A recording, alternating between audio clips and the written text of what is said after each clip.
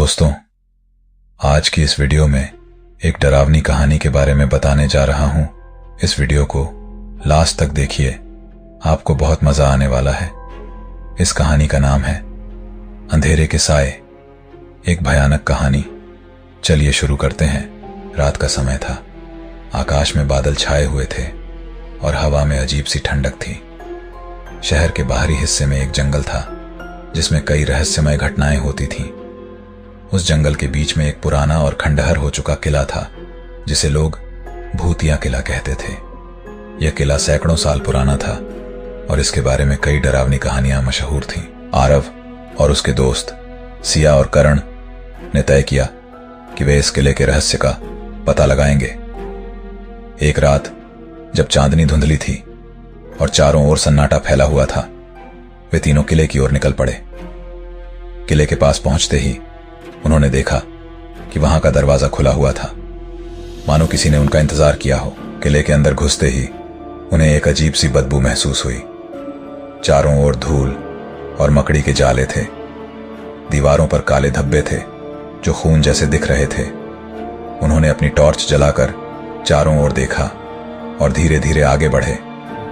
किले का मुख्य हॉल बड़ा और भयानक था, जिसमें पुरानी और टूट चुकी फर्नीचर बिखरी हुई थी। हॉल के बीचों बीच एक पुरानी मेज थी जिस पर एक पुराना और फटा हुआ नक्शा रखा हुआ था। आरव ने नक्शा उठाया और देखा कि उसमें किले के अंदर के रास्तों का विवरण था। नक्शे में एक गुप्त तहखाने का जिक्र था। वे तीनों उत्साहित हो गए और नक्शे के अनुसार तहखाने की ओर बढ़े। जैसे ही वे तहखाने के दरवाजे के पास पहुंचे, उन्होंने महसूस किया कि दरवाजे के पीछे से किसी की धीमी आवाज आ रही है। दरवाजा जोर से चरमराते हुए खुला। अंदर का दृश्य देखकर वे चौंक गए। तहखाने की दीवारों पर अजीब और डरावने चित्र बने हुए थे। वहां एक पुरानी लकड़ी की अलमारी थी जो आधी खुली हुई थी। आरव ने अलमारी के पास जाकर उसे खोलने की कोशिश की। तभी अचानक अलमारी के अंदर से एक कंकाल बाहर गिर पड़ा। सिया और करण ने जोर से चीखते हुए पीछे हट गए। कंकाल की आंखें लाल थीं और वह मानो जीवित हो उठा हो। आरव ने जल्दी से अपनी टॉर्च जलाकर देखा, लेकिन वहां कोई नहीं था। अचानक उन्हें पीछे से किसी के हंसने की आवाज सुनाई दी। वे मुड़कर देखने लगे, लेकिन वहां कोई नहीं था। हवा में ठंडक बढ़ती जा रही थी और उनकी सांसें तेज हो रही थीं। उन्होंने महसूस किया कि कोई उनकी ओर बढ़ रहा है।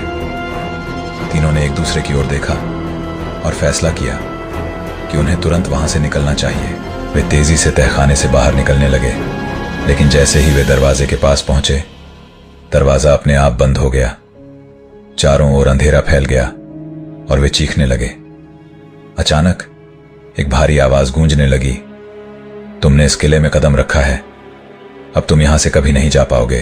अंधेरे में उन्हें लाल आंखें दिखाई देने लगीं जो धीरे धीरे उनके पास आ रही थीं।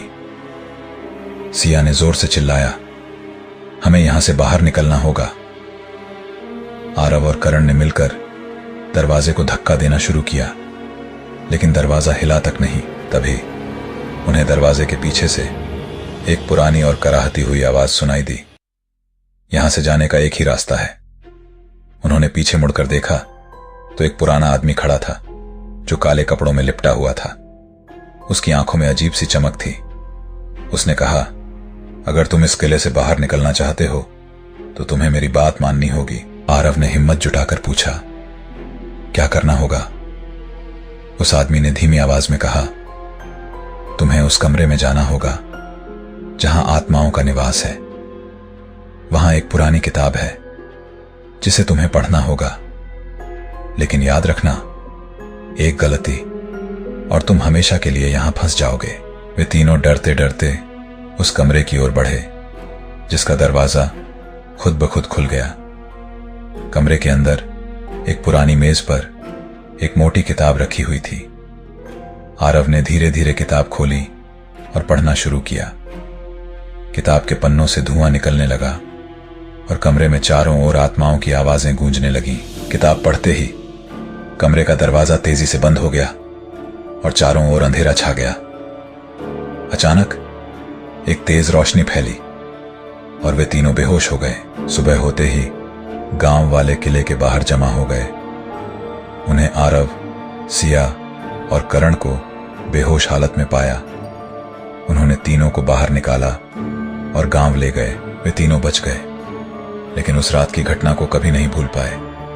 उनके चेहरे पर हमेशा एक डर की छाया बनी रही और वे कभी भी उस किले के पास जाने की हिम्मत नहीं जुटा सके। इस कहानी को सुनकर हमें याद आता है कि कुछ रहस्य हमेशा ही रहने चाहिए। कहानी पसंद आई हो तो इसे लाइक करें, हमारे चैनल को सब्सक्राइब करें और बेल आइकन दबाएं ताकि हमारी नई कहानियां सबसे पहले आप तक पहुंचें। धन्यवाद।